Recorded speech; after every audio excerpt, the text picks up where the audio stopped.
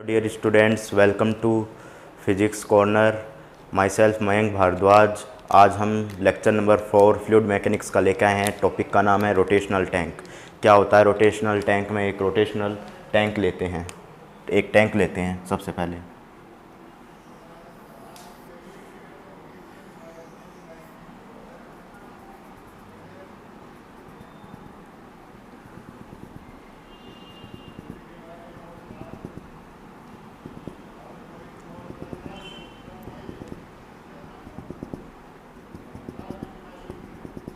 ये इसमें फ्लूइड भर दिया है।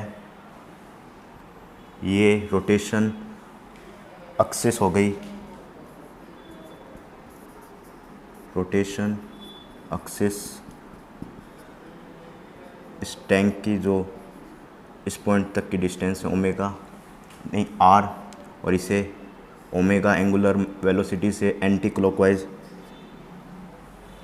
घुमा देते हैं।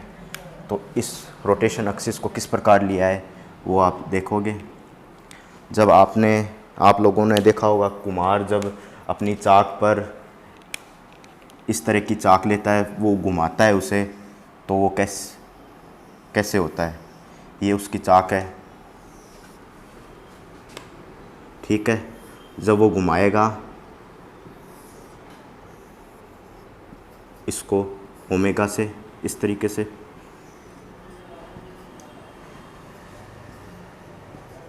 तो यहाँ पर जो आपके पास चाक से कुछ डिस्टेंस पर जो एक वर्ताकार होता है जो घूमता है, वो R1 डिस्टेंस पे है, और लास्ट वाला हिस्सा जो चाक का घूमता है वो यहाँ से R2 डिस्टेंस पर है। ये ज़्यादा डिस्टेंस पर, ये कम डिस्टेंस पर है, ठीक है। अब ये है इसकी रोटेशन एक्सिस, रोटेशन एक्सिस है ये, ठीक है। ये x हो गया आपके पास, ये y हो गया, ये z हो गया। ये है आपके पास रोटेशन एक्सिस। जब यहाँ से ये घूमेगा तो आप इस सर्किल को देखोगे, ये R1 डिस्टेंस पे, ये R2 डिस्टेंस पे, ये सभी एक ही रोटेशनल वेलोसिटी से घूमेंगे और एक ही समय पर एक चक्कर अपना पूरा करेंगे। यह भी एक समय पर एक चक्कर पूरा करेगा, यह भी एक समय पर एक चक्कर पूरा करेगा, ठीक है। तो इस फ्रेम में अगर हम बैठे हैं या इस फ्रेम में हम खड़े हैं तो हमें एक फोर्स महसूस होगा, और बाहर से किसी ने यहाँ इस फ्रेम में कोई फोर्स लगाया नहीं है, परंतु हमें यहाँ पर फोर्स महसूस होगा। वो फोर्स सेंट्रीपिटल फोर्स होता है, सेंट्रीफ्यूगल फोर्स होता है, फ्यूगल फोर्स, ठीक है। बाहर से किसी ने फोर्स लगाया नहीं है और अपन यहाँ फोर्स महसूस कर रहे हैं, यानी हम जब घूम रहे हैं तो अपने आप एक्सीलरेशन आ रहा है। जबकि हम न्यूटन के नियम में पढ़ते हैं कि विदाउट फोर्स लगाए एक्सीलरेशन नहीं आएगा, तो यहाँ पर न्यूटन के लॉ भी काम नहीं कर रहे। इस फ्रेम में न्यूटन के लॉ काम नहीं कर रहे। तो ये कौन सा फोर्स होगा जहाँ न्यूटन के नियम काम नहीं करेंगे? वो होगा सेंट्रीफ्यूगल फोर्स।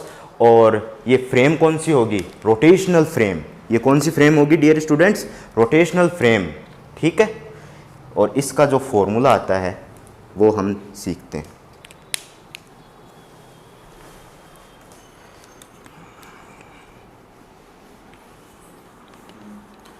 अभी पढ़ा था सेंट्रीफ्यूगल फोर्स किस प्रकार से रोटेशनल फ्रेम में होता है, और ये एक सूडो फोर्स होता है। जैसे मैं दोबारा बनाऊं, सूडो फोर्स होता है। जैसे इस पॉइंट पे मैं बैठा हूँ, P पॉइंट कह दूँ, तो यहाँ जो ओरिजिन से P पॉइंट कितना डिस्टेंस दूर है? R डिस्टेंस दूर है, और इस पॉइंट पर इसकी वेलोसिटी v वेलोसिटी ये हो गई, ठीक है, इस तरफ हो गई, ठीक है। तो हम सेंट्रीफ्यूगल फोर्स लिखें, यानी ये क्या है? सूडो फोर्स है। तो यहाँ पर दो सूडो फोर्स जनरेट होंगे। कौन कौन से? एक तो m omega square OP vector minus 2m omega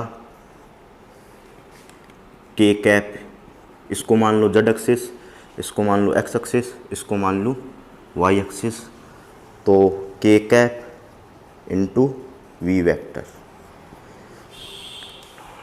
ठीक है, ये जो फोर्स बना है आपके पास सेंट्रीफ्यूगल फोर्स, सेंट्रीफ्यूगल फोर्स, ये जो फोर्स बना है आपके पास Coriolis force, Coriolis force.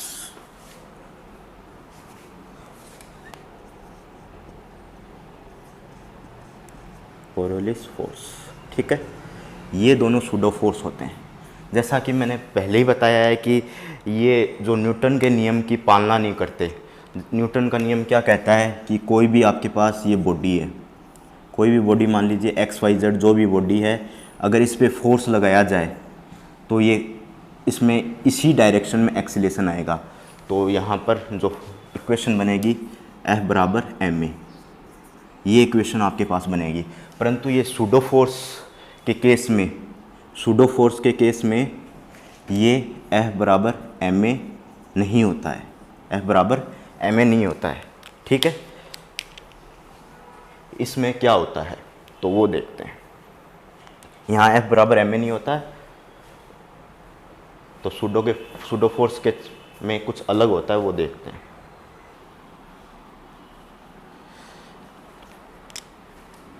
In case of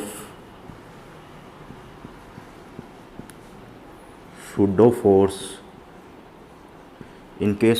force क्या होगा, F बराबर ma तो नहीं होगा, F बराबर ma तो नहीं होगा। ठीक है, तो फिर क्या होगा, तो F बराबर F टोटल बराबर F real force plus F pseudo force, ये होगा। ठीक है, रियल फोर्स बराबर सूडो फोर्स, ये होगा। और सूडो फोर्स रियल फोर्स के योग के बराबर होगा, टोटल फोर्स F बराबर ma नहीं होगा। ये रियल फोर्स में कुछ भी हो सकता है, स्प्रिंग का फोर्स, अट्रैक्शन ऑफ अर्थ का फोर्स और स्प्रिंग, फ्रिक्शन, वो सारे रियल फोर्स जो हमें दिखते हैं आँखों से, जो ये हमारे आँखों से नहीं दिखते और अपने आप लग जाते हैं, भूतिया फोर्स होते हैं, वो सूडो फोर्स होते हैं। ठीक है,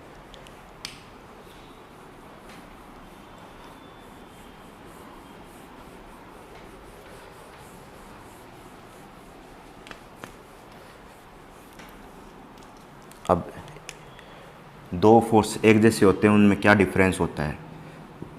centrifugal force and centripetal force, centripetal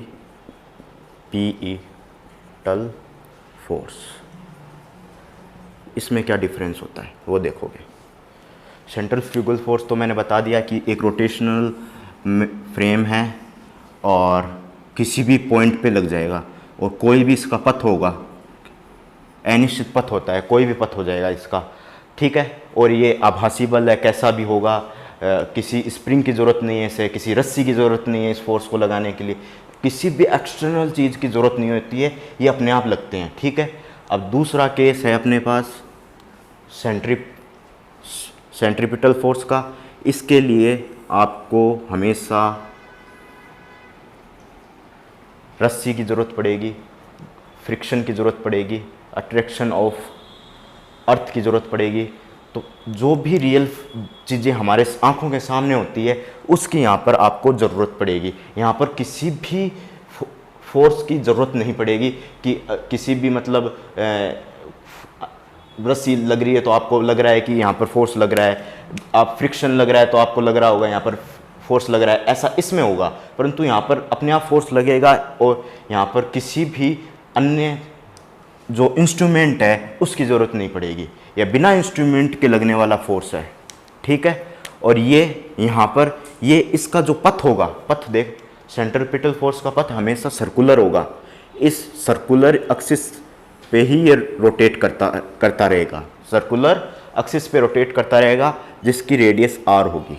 तो इसके फॉर्मूले एक सही हैं। आप फॉर्मूले पे जाओगे तो F बराबर mv² अपॉन r, तो v बराबर क्या होता है r ओमेगा, तो r ओमेगा पुट करोगे तो m r² omega square upon r, तो F बराबर m, एक r से कट गया r, m ओमेगा स्क्वायर, ये है। अब रेडियस क्या है इसकी, r ली है, तो आपके पास रेडियस हो जाएगी F बराबर m r ओमेगा स्क्वायर। ठीक है, फॉर्मूले दोनों के एक से है, यही फॉर्मूला इसका होगा, परंतु ये डिस्टेंस ये ली जाएगी, जो यहाँ पर O माना था, P माना था, और ये डिस्टेंस R ली थी, जो कोई भी पथ नहीं होता है इसका, कैसे भी पथ में गति कर लेता है ये, और इसका जो फोर्स का फॉर्मूला यही होगा।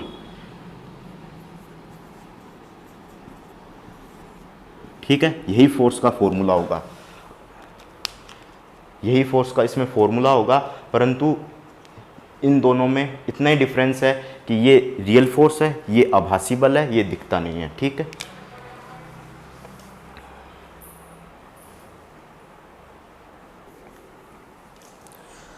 अगर आप लोगों ने ये लिखा नहीं है तो कोई ज़रूरत नहीं है, अपन मैकेनिक्स में इसको पढ़ेंगे। अब ने फ्लूइड मैकेनिक्स चल रही है, तो रोटेशनल एक्सिस को समझने के लिए हम इन इक्विपमेंट को ले रहे हैं। ठीक है, तो अब नेक्स्ट बढ़ते हैं, एक्सीलरेशन क्या होगा। यहाँ पर इस फोर्स आ गया तो आपके पास एक्सीलरेशन क्या होगा, तो ये आ गया आपके पास एक्सीलरेशन। तो फोर्स क्या आया था, mv² अपॉन r, यानी m r ओमेगा स्क्वायर, ये आपके पास फोर्स आया था किसी पॉइंट P पर फोर्स आया था। अपने जो डायग्राम बना था पीछे, उसमें किसी पॉइंट P पर ये फोर्स आया था। ठीक है, तो यहाँ पर एक्सीलरेशन क्या हो गया, तो जैसे अपन रियल फोर्स की बात करते हैं तो रियल फोर्स होता है F बराबर ma। ठीक है, तो m को छोड़कर जो a होता है वही अपन एक्सीलरेशन लिखते हैं, तो यहाँ पर भी m को छोड़कर जो एक्सीलरेशन होगा वो लिखेंगे, तो Vp बराबर r a। ठीक है, और यहाँ पर m को छोड़ दीजिए r ओमेगा स्क्वायर, ये आपके पास इस फॉर्मेट में एक्सीलरेशन हो जाएगा। ठीक है, अब वापस रोटेशनल टैंक में आते हैं।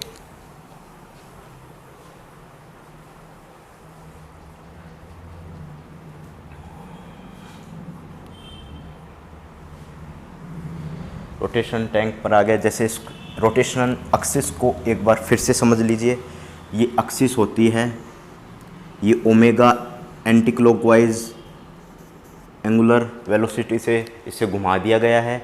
तो आप यहाँ पर देखोगे कि यहाँ से जो भी पॉइंट अपन आगे की तरफ जो भी इस फ्लूइड का पॉइंट कंसिडर करेंगे उसका मास m1 माना, r1 डिस्टेंस माने, और इसी तरह यहाँ पर m2 मास माना, r2 डिस्टेंस मानी, इसी तरह m3 मास माना, r3 डिस्टेंस मानी। ये हमेशा परपेंडिकुलर डिस्टेंस होगी, ये हमेशा परपेंडिकुलर डिस्टेंस होगी।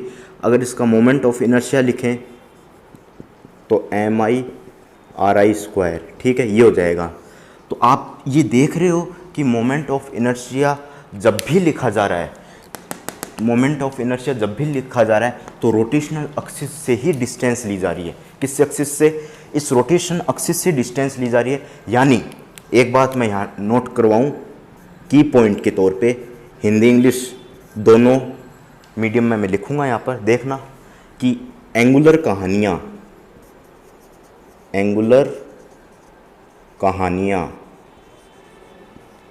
हमेशा, एंगुलर कहानियाँ हमेशा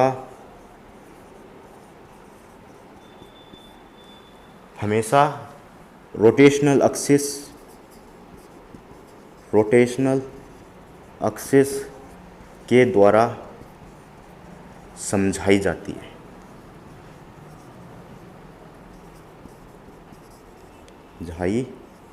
है। ये दिमाग में हट, अपन रोटेशनल मैकेनिक्स पढ़ेंगे जब इसको पढ़ेंगे तो ये हमेशा दिमाग में रट लो, की पॉइंट है ये अपना। की पॉइंट है अपना ये कि रोटेशनल एंगुलर कहानियाँ हमेशा रोटेशनल एक्सिस के द्वारा कही जाती हैं या समझाई जाती हैं, ठीक है।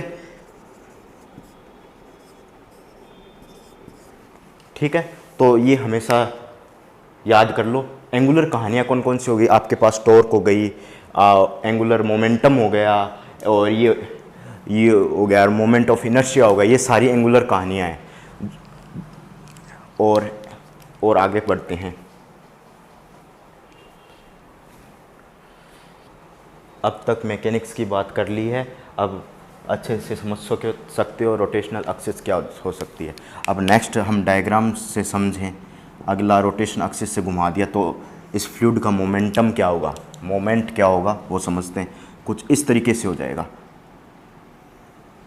अगर आपने सभी अपने घरों में वॉशिंग मशीन देखी है तो जैसे घुमाते हैं तो वॉशिंग मशीन में जो पानी है, खाली पानी भरा हुआ है वॉशिंग मशीन में, तो वो पानी कुछ इस तरीके से हो जाता है। ये आकृति बन जाती है अगर आप ओमेगा से घुमाओ इसको, ठीक है। ये आकृति बन जाती है। और ब्लाइंडर जो घरों में यूज़ होता है, जब उससे घुमाते हो तो जब भी यही आकृति बन जाती है। तो यहाँ पर एक ये पॉइंट लूँ मैं, ये तो डिस्टेंस r हो गई आपके पास, और ये हाइट मिनिमम हो गई, ये हाइट मिनिमम हो गई, और ये हाइट मैक्सिमम हो गई, ठीक है। इतनी मैक्सिमम हाइट तक ये पानी को इस तरफ, या जो भी फ्लूइड है वो उसको इस तरफ दीवार की तरफ धकेलेगा, ठीक है। और ये इसकी रोटेशनल एक्सिस से r डिस्टेंस हो गई, ठीक है। ये आकृति हो गई। तो यहाँ पर वैसे ही मैं विसल काटूंगा, और उसके लिए मैं विसल काट लेता हूँ। और वहाँ पर प्रेशर कैलकुलेट करना है, डिफरेंस ऑफ प्रेशर कैलकुलेट करना है, तो मैं विसल काट लेता हूँ। ये मैंने विसल काट लिए। ये मैंने कोई एलिमेंट काट लिया है, ये एलिमेंट काट लिया है। इस एलिमेंट पे इस तरफ से तो P प्रेशर लग रहा है, इस तरफ से P + dP प्रेशर लग रहा है। और हमें तो इस सर्किल के आसपास ही प्रेशर कैलकुलेट करना है, अंतर कैलकुलेट करना है। इस पे P1 प्रेशर, इस पे P2 प्रेशर, ठीक है। इसको अलग से बना लीजिए।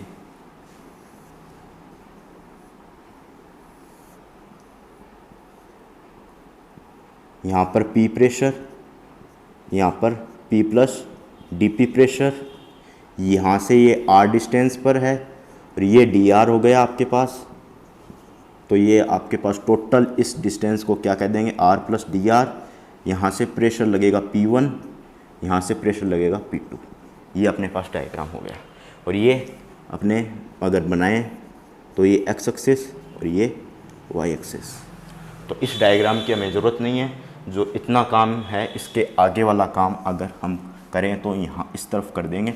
इस डायग्राम की हमें इस बार ज़रूरत नहीं। फिर से समझ लीजिए, ये आपके पास आप घुमाओगे जैसे इसको, तो ये इस तरह की आकृति आपके टैंक में बन जाएगी, ठीक है। और ये मिनिमम पॉइंट हो गया हाइट, तो नीचे से हाइट नापी तो अपने पास h मिनिमम है, और इसकी मैक्सिमम हाइट तक फ्लूइड जाएगा, तो ये आपके पास h मैक्सिमम है। वैसे ही विसल काट लीजिए, जैसे हम इलेक्ट्रोस्टैटिक्स में एम्पियर के नियम में पढ़ते हैं, और मैग्नेटोस्टैटिक्स में एम्पियर के नियम में पढ़ते हैं, और इलेक्ट्रोस्टैटिक्स में गाउस के नियम में एक सरफेस काटते हैं, उस सरफेस से हम कंसिडर करते हैं। तो वैसे यहाँ पर काट ली सरफेस, तो एक एलिमेंट ले लिया, तो एलिमेंट लिया तो यहाँ पर P प्रेशर इस तरफ लगेगा, ठीक है। P + dP इस तरफ से प्रेशर लगेगा। परंतु हमें जो प्रेशर का कैलकुलेशन है, जो प्रेशर का डिफरेंस का कैलकुलेशन है, इस पॉइंट पर और इस पॉइंट पे करना है। तो इस पर जो प्रेशर लगा P1, इस पे जो प्रेशर लगा P2, ठीक है। इस पॉइंट से जो रोटेशन एक्सिस है, यहाँ रोटेशन एक्सिस और बना लेता हूँ मैं, ये आपके पास रोटेशन एक्सिस है। तो रोटेशन एक्सिस से ये इसकी पहली सरफेस जो एलिमेंट काटा है उसकी पहली सरफेस r डिस्टेंस पर, इसकी दूसरी सरफेस जो एंडिंग सरफेस है वो r + dr डिस्टेंस पर, जो एलिमेंट काटा है मैंने वो dr का, ठीक है। और इसको अगर एक्सिस में बनाएं, कोऑर्डिनेट सिस्टम में बनाएं, तो एक्स और वाई ये कोऑर्डिनेट सिस्टम हो गया और आगे हम बढ़ते हैं।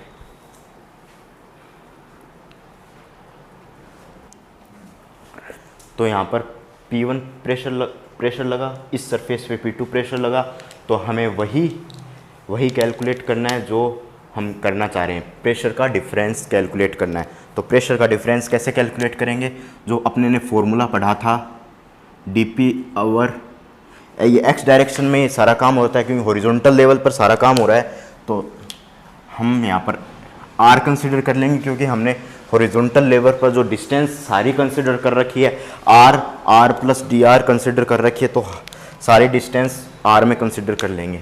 तो dP और dr बराबर रो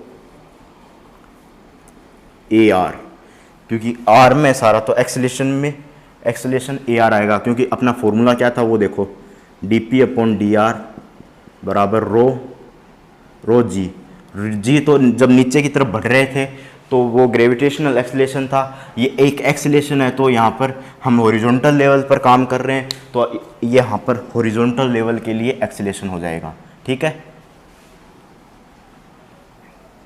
और AR को कैसे, रो को क्या लिखेंगे,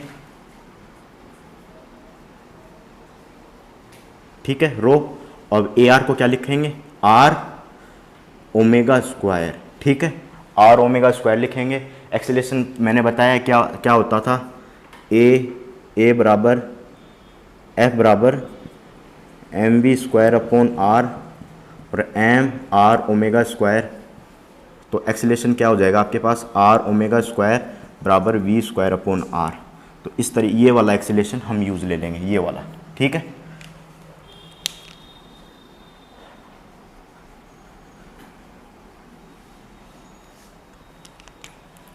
तो dP dr इस तरफ चला जाएगा, तो dP समाकलन करेंगे या इंटीग्रल करेंगे P1 से P2 तक।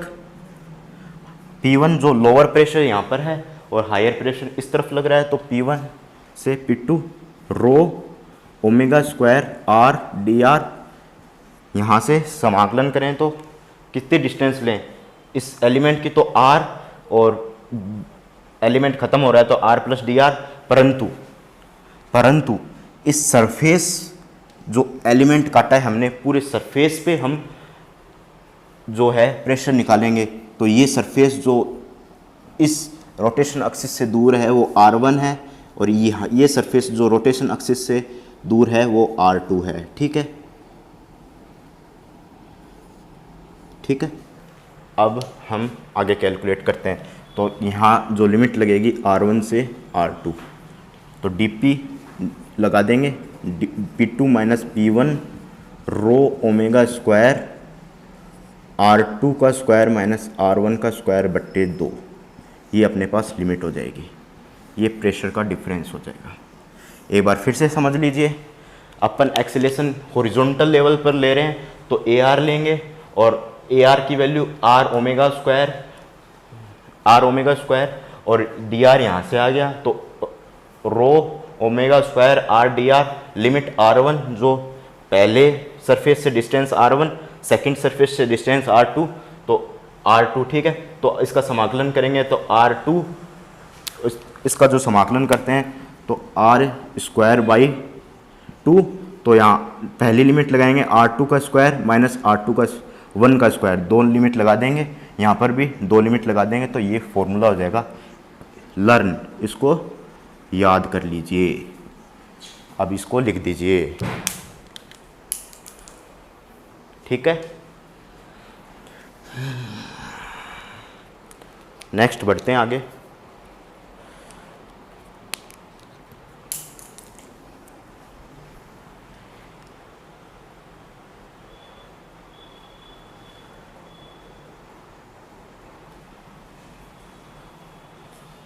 तो हम फॉर्मूला देख चुके हैं और अब हम सिद्ध करने जा रहे हैं कि ये शेप होती है आपके पास, वो पैराबोला होती है, ये शेप होती है जो पैराबोला होती है। तो ठीक है, यहाँ पर शेप पैराबोला होने से आप क्या अर्थ समझेंगे, यहाँ एक पॉइंट कंसिडर कर लीजिए, इसको थोड़ा सा मिटा देता हूँ मैं। यहाँ आप पॉइंट कंसिडर कर लीजिए, ठीक है।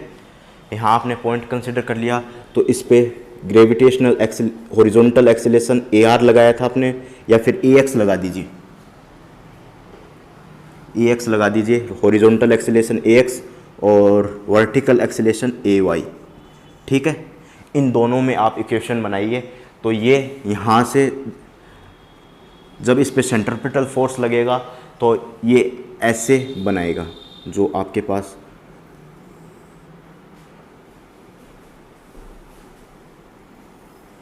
सेंट्रीपिटल एक्सीलरेशन लगेगा, जिससे वेलोसिटी हर पॉइंट पर चेंज होगी। तो हर पॉइंट पर चेंज होगी तो ये एक सर्किल ड्रॉ कर दिया मैंने, इस सर्किल में ये घूम रहा है, ठीक है। तो अपन इस पे dp over dx, x direction में चलें तो रो ax, ये इक्वेशन बन गई। x डायरेक्शन में चले एक्सीलरेशन रो ax। अब y डायरेक्शन में चले, y डायरेक्शन में चले तो dp बट्टे dy रो ay, ठीक है।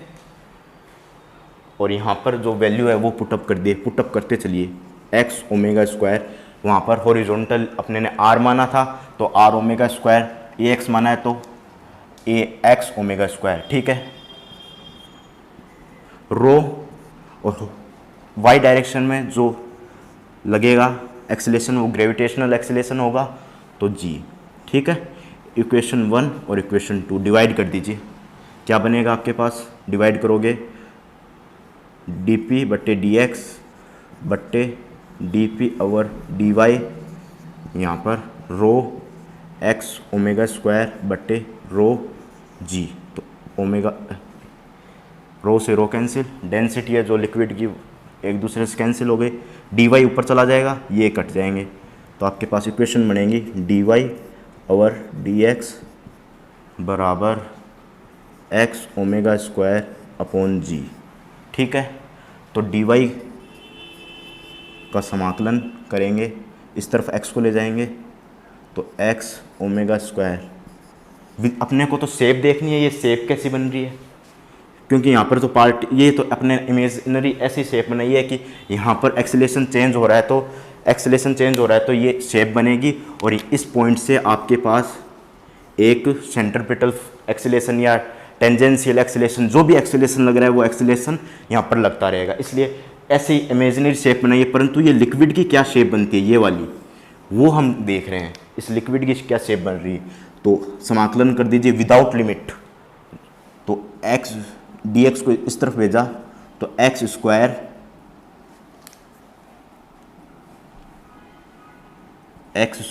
बट्टे 2 ओमेगा स्क्वायर g, तो विदाउट लिमिट कर रहे हैं तो c लगाओगे, ठीक है। अब इसको चेक करते हैं, ये आ गया y समानुपाती x स्क्वायर या डायरेक्टली प्रोपोर्शनल x स्क्वायर। तो ये तो डियर स्टूडेंट्स पैराबोला की इक्वेशन हो गई। क्या होता है पैराबोला में, ये पैराबोला की इक्वेशन हो गई ऐसे, ठीक है। तो हम अब ये पैराबोला की इक्वेशन हो गई, ये पैराबोला को सेटिस्फाइड करती है, कैसे करती है, y बराबर kx स्क्वायर, अगर मैं k इन सभी टर्म को k मानूं तो y बराबर kx स्क्वायर, तो ये पैराबोला होगा y के अलोंग सिमेट्रिक होगा, y के अलोंग सिमेट्रिक होगा, क्योंकि ये y की तरफ आगे की तरफ बढ़ेगा तो ये y की अलोंग सिमेट्रिक होगा, ठीक है। और ये कर्व की बात करें अगर आप इस तरह के, तो ये x के अलोंग सिमेट्रिक होगा, ये x के अलोंग सिमेट्रिक, ठीक है। तो ये इक्वेशन क्या बनेगी आपके पास, x k y स्क्वायर, ठीक है। ये हो गया अपना रोटेशनल टैंक कंप्लीट। तो ऐसे ही हमारी वीडियो को देखते रहिए, सब्सक्राइब करते रहिए और शेयर करते रहिए। एक बात, कल रोटेशनल टैंक की हम लेक्चर नंबर 5 में क्वेश्चंस लाएंगे, तो उन क्वेश्चन को पहले ये पढ़ोगे, जब वो क्वेश्चन हो पाएंगे तो ऐसे सब्सक्राइब करते रहिए, शेयर करते ही रहिए। धन्यवाद।